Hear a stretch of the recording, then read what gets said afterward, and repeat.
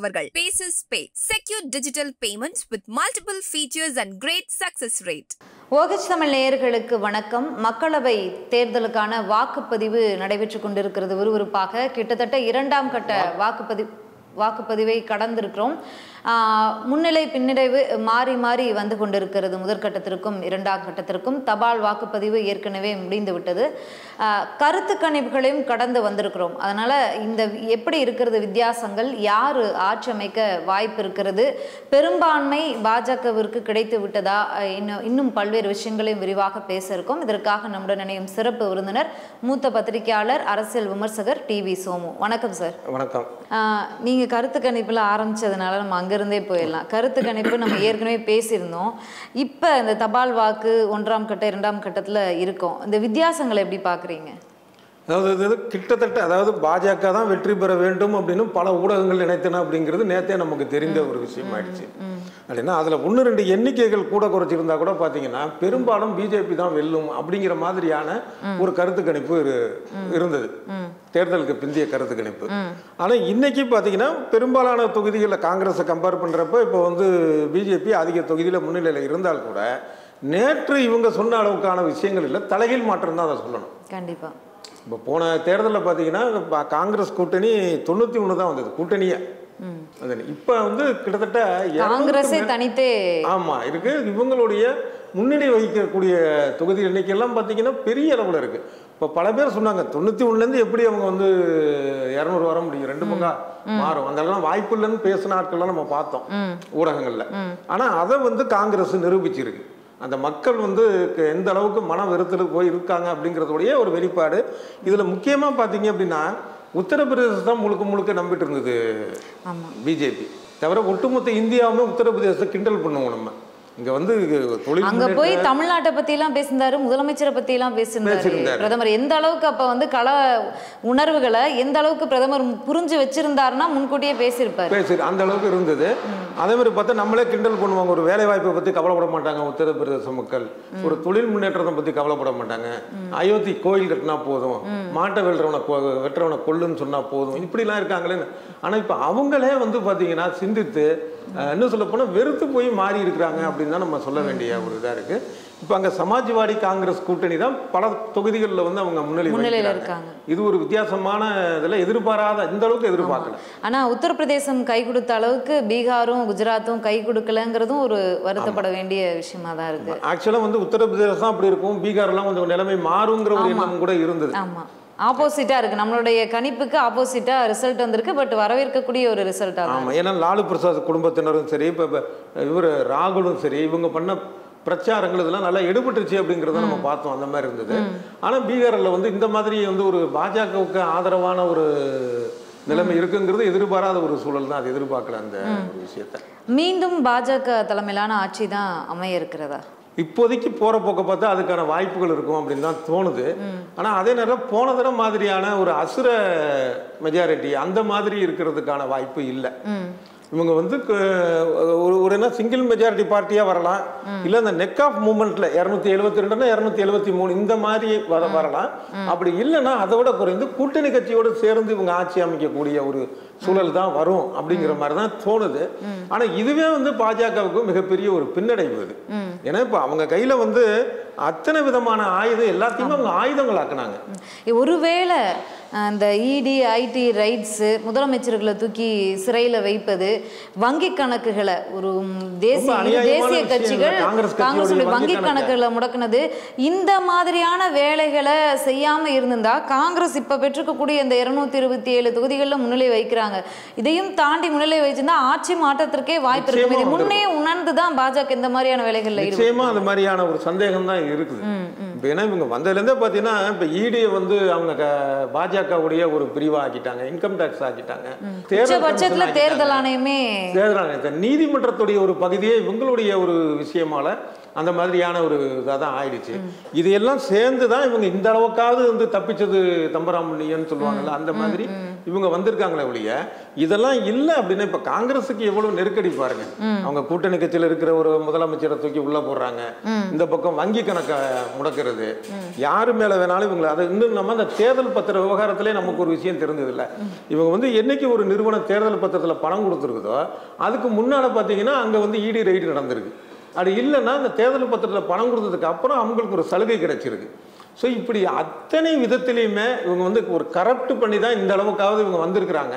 ஆக இவங்க ஒரு நேர்மையாக இந்த தேர்தலை எதிர்கொண்டிருந்தால் மக்களுடைய ஒரு விஷயம் இன்னும் வீரியமாக காங்கிரஸ் வந்து ஆட்சியில் அமைகிற அளவுக்கு வந்திருக்கும் அப்படிங்கிறது தான் யதார்த்தமான உண்மையாக இருக்குது. ஓகே, ஆனால் அந்த கருத்து கணிப்புகளை விட்டுட முடியாது. ஏன்னா அனைத்துமே தேசிய ஊடகங்கள் பல ஆண்டுகளாக பத்திரிகை துறையில் கோலோச்சிட்டு அதற்கு பிறகு டிஜிட்டல் மீடியாவில் வந்து இவ்வளோ லாங் டைம் ட்ராவல் பண்ணிக்கிற ஊடகங்கள், நேற்று முளைச்ச ஊடகங்கள் கிடையாது.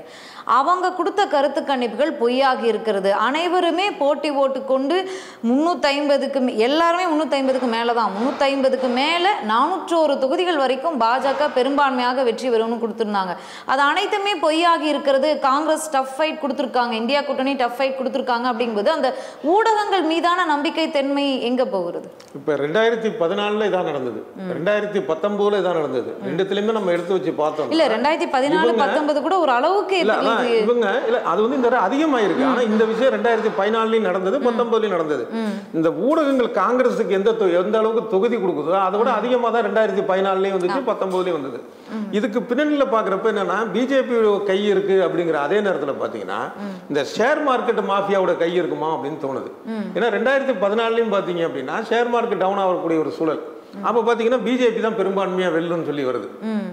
ஆனா அவங்க சொன்ன அளவுக்கு வரல. அது வேறு. அதனாலதான் சொல்றேன் சந்தேகமா இருக்குது. இவங்க இப்படி கிளப்புறதுக்கான ஒரு விஷயங்கள் இருக்குமா அப்படின்னு. தவிர ஊடகம் அப்படிங்கிற ஒரு விஷயத்துக்கான ஒரு மரியாதை வந்து இந்த ஒரு 10 வருடத்திலேயே போயிடுச்சு. ஒண்ணு இவங்க போலுடைய நெருக்குதல் ஒரு பக்கம், பாஜகவுடைய நெருக்குதல் ஒரு பக்கம், இன்னொன்னு இந்த ஊடகத்துல இருக்கக்கூடிய பல ஊடகங்களுடைய பணத்தாசை ஒரு பக்கம். இதை நம்ம கண்கூட பார்த்துட்டோம். இன்னும் சொல்ல போனா நேற்றுக்கு இன்னைக்குமான வித்தியாசம் இதை தாண்டி வேற உதாரணமே தேவையில்லை. நேற்று பாத்தீங்கன்னா எந்த அளவுக்கு சொன்னாங்க இந்த மாதிரி கருத்து கணிப்புங்கிற பெயர்ல கருத்து திணிப்பா பிஜேபி வந்து நீங்க சொன்னது மாதிரி தான். இப்ப 400 வரும், 450 வரும், 600 700 இவங்க சொல்லாததான் ஒரு விஷயம். சில மாநிலங்கள்லாம் பாத்தீங்கன்னா பாஜக எத்தனை தொகுதியில போட்டியிடுதோ அதை விட அதிகமான தொகுதி நேற்று கொடுத்துருக்காங்க. அதையும் நம்ம பார்த்தோம். ஓகே, பிரதமர் நரேந்திர மோடி, என்டிஏ கூட்டணியினுடைய பிரதமர் முகம் மோடி தான். மோடி சர்க்கார்னு தான் பல விஷயங்களை வாக்குறுதிகளை கொடுத்துருந்தாங்க. 2014 கொடுத்தாங்க, 19 கொடுத்தாங்க. அதை நிறைவேற்றாமல் 24 வந்து அதே வாக்குறுதிகளை ரிப்பீட் பண்ணி தேர்தலில் போட்டிட்டு இருக்காங்க. அதனால தான் என்னவோ வாக்குறுதிகளை முன் வச்சு அவங்க பிரச்சாரமே போகலை. எதிர்கட்சிகளை சாடுறதும் மதசாயம் பூசுறதும் நாட்டை பிரிக்கிறதும் அப்படி தான் பிரச்சாரத்தை முன் வச்சுருந்தாங்க. ஏன் தெரியல, பாஜக முன்னிலையில் தான் இருக்கு. ஆனால் பிரதமர் மோடி அவர்கள் முதல் சுற்றுல பின்னடைவில் இருந்தார், 2ஆம் சுற்றுல முன்னடைவு வந்தார், மீண்டும் 2ஆம் சுற்றுல 5000 வாக்குகள் பின்னடைக்கு போய் இப்போ முன்னிலையில் இருக்காரு. பிரதமர் மோடியை வந்து தள்ளாடுற அளவுக்கு என்ன விஷயம் கொண்டு போய் விட்டுருக்கு? ஒரு அந்த தொகுதி மக்களை பொறுத்தவரை போன தடவை அதுக்கு முன்னேற மாதிரியான ஒரு சூழல் இல்லாமல் அவங்க இந்த சிந்திச்சு பார்க்கலாம் தான் நமக்கு நினைக்க தோணுது. ஏன்னா இது வரைக்கும் அதாவது இந்த தேர்தலில் யார் வேணாலும் ஜெயிக்கணும், பிஜேபி ஜெயிக்கட்டும், காங்கிரஸ் ஜெயிக்கணும், தொங்குப்பாரு, இதெல்லாம் வேற. ஆனால் மோடி ஏற்படுத்திய வடு இருக்குல்ல, அது வந்து ஜனநாயகத்தில் ஏற்படுத்தின காயம், அவர் ஏற்படுத்தின காயம். அந்த காயம் அந்த வடு மறைகிறதுக்கு வந்து பல ஆண்டுகள் ஆகும். ஏன்னா முழுக்க மோடி வந்து வெறுப்பு பிரச்சாரம், இஸ்லாமியர்களை அவங்க வந்தேரிகள் அப்படிங்கிறது, ஜிகாதிகள்ங்கிறது, அவங்க ஜனத்தொகை பெருகிட்டு போயிட்டே இருக்கு அப்படிங்கிற. காங்கிரஸ் ஆட்சிக்கு வந்துச்சுன்னா வந்து புல்டோசர் வச்சு அயோத்தி ராமர் கோயிலை இடிச்சிருவாங்க. நீங்க வந்து ராமஜெயம் சொன்னாலே உங்களை சிறையில் போட்டுருவாங்க, 2 எருவு மாடு இருந்துச்சுன்னா உன்னை கொண்டு போய் இது கொடுத்துருவாங்க. இப்படி முழுக்க அதே மாதிரி வடநாடு தென்னாடு இந்த பிரச்சனை. இங்க வந்தா தமிழ்ங்கிறது, திருக்குறள்ங்கிறது. அதே நேரத்தில் அங்க போய் பாத்தீங்க அப்படின்னா ஒரு தமிழனை வந்து பின்னாடி நீங்க நிக்கலாமா, ஆளோட அது ஒரிசால. இப்படி மாநில பிரிவினைகள், வடக்கு தெற்கு பிரிவினைகள், பெண்களை இழிவா பேசுறது, இப்படி இவருடைய அந்த இழிவு பிரச்சாரம் இருக்கு இல்லையா, அது வந்து அந்த ஒரு வடு மாறுறதுக்கே பல ஆண்டுகள் ஆகும். இந்த அளவுக்கு பேசியும் தனக்கான ஒரு வெற்றி வாய்ப்புங்கிறது முன்ன பின்ன போயிட்டு வந்திருக்குங்கிறத நினைத்தாவது இந்த மாதிரியான ஒரு தவறான பிரச்சாரத்தை வந்து அதை அவர் நிறுத்திக்கணும். அதை வந்து அவர் பரிசீலனை பண்ண மாட்டாரு. ஆனால் அப்படி பரிசீலனை பண்ணணுங்கிறது தான் நம்ம சொல்ல முடியும். சில இடங்கள்ல இப்போ தமிழகத்திற்கு வந்தெல்லாம் நினைக்கிறேன். தமிழ்நாட்டை பொறுத்த வரைக்கும் திமுக, அதிமுக, பாஜக 4 முனை போட்டி, நாம் தமிழரும் இந்த முறை இணைந்திருக்கிறது. இதில் வந்துட்டு அதிமுகவை நாங்கள் பின்னுக்கு தள்ளுவோம், தள்ளுவோம், பாஜக தான் 2ஆம் இடத்தை பிடிக்கும் அப்படிங்கிற மாதிரியான அஃபிஷியலாக அவங்க ஸ்டேட்மெண்ட் கொடுக்கலைன்னா கூட அவங்க மாவட்ட செயலாளர்கள் பொறுப்பாளர் கூட்டத்தில் பேசினதுலேருந்து அவங்க அதுக்கு தான் போட்டி போடுறாங்கங்கிறது நம்ம அறிஞ்சது. அவங்களுடைய அரசியலே வந்து திமுகவுக்கு அடுத்த இடத்துல நம்ம வந்து வந்துடணும் அப்படிங்கிறது, அதிமுக பின்னுக்கு தள்ளணும். ஓகே, இந்த முறை சில இடங்கள்ல அதிமுக 3வது இடத்துக்கு போயிருக்கிறத பார்க்க முடியுது இது வரைக்குமான முன்னிலை நிலவரங்களை பொறுத்த வரைக்கும். இது அதிமுகவிற்கு ஜூன் 4ற்கு பிறகான அவங்களுக்கு என்ன பாதக சாதகங்களை கொடுக்க இருக்கு? இல்லை, இதுக்கு எப்படி இது நடந்ததுங்கிறது ஒரு ஆச்சரியமான விஷயமா தான் இருக்கு. ஏன்னா ஒரு அதிமுக பார்த்தீங்கன்னா தமிழ்நாட்டில் திமுக அதிமுக தான் சின்ன சின்ன கிராமங்கள் முதற்கொண்டு கிளை கழகங்களும் ரொம்ப வலிமையான ஒரு கட்டமைப்பு உள்ள கட்சிகள். அது இந்த தவிர வந்து தோற்றால் கூட மறுபடியும் எழக்கூடிய அளவுக்கான ஒரு வாக்கு சதவிகிதமும் மக்கள்கிட்ட ஆதரவு உள்ளது இந்த 2 கட்சியும் தான். இந்த 2 கட்சியுமே பல தேர்தல்கள் வந்து பெரிய தோல்வி அடைந்திருக்கு. இப்போ 91 பார்த்தீங்கன்னா அதிமுக அடைந்த தோல்விங்கிறது மிகப்பெரிய ஒரு தோல்வி.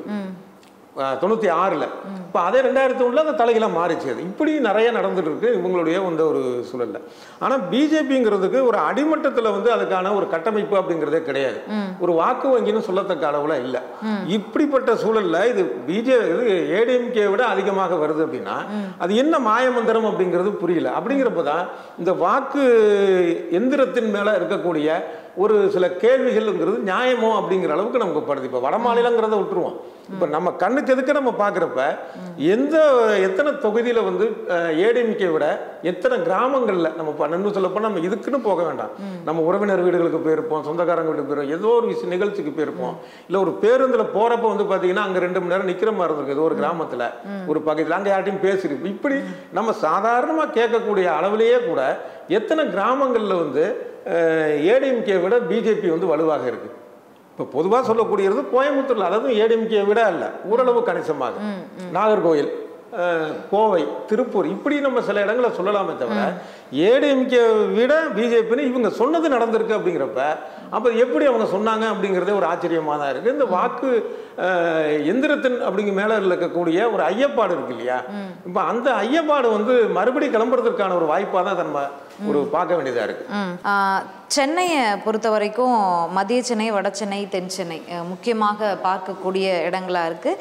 திமுக தொடர்ந்து முன்னிலை வகிக்கிறது. ஆனால் அந்த 2வது இடத்த தென் சென்னையில் ஜெயவர்தனும் தமிழிசை சவுந்தரராஜன் அவர்களும் மாறி மாறி பிடிச்சிக்கிட்டு இருக்காங்க. கொஞ்ச நேரம் இவங்க முன்னிலை, கொஞ்ச நேரம் இவங்க வராங்க. அதே மாதிரி தான் வட சென்னையிலையும் 2வது இடத்த பிஜேபி ஆர்சி பால் கனகராஜ் பிடிச்சிருக்காரு. 3வது இடத்துக்கு ராயபுரம் மனு தள்ளப்பட்டிருக்காரு. இப்போ சென்னைங்கிறது ஒரு முக்கியமான ஒரு அரசியல் களம் தமிழகத்தை பொறுத்த வரைக்கும். அப்படி இருக்கும்போது அங்கே அவங்களோட டார்கெட்டை அச்சீவ் பண்ண மாதிரி இருக்கு. ஏன்னா மத்திய சென்னையிலையும் 2வது இடத்துல வினோஜ் பி செல்வம் பாஜக வேட்பாளர் தான் இருக்காது. 3வது இடத்துல தான் அதிமுக தேமுதிகனுடைய வேட்பாளர் இருக்காங்க. இது வந்து ஒரு பின்னடைவா இருக்குமா அதிமுக? இது ஒரு ஆச்சரியம் தான். உதாரணமா ஆர்கே நகர் தொகுதியில் இருந்த சமயத்தில் இவங்க வந்து டெபாசிட் போச்சு பிஜேபி. அப்புறம் வந்து நோட்டாவை விட நீங்க அதிகம் வாங்கிடுவீங்களான்னு கேள்வி கேட்குற அளவுக்குலாம் இருந்தது தான் பிஜேபி.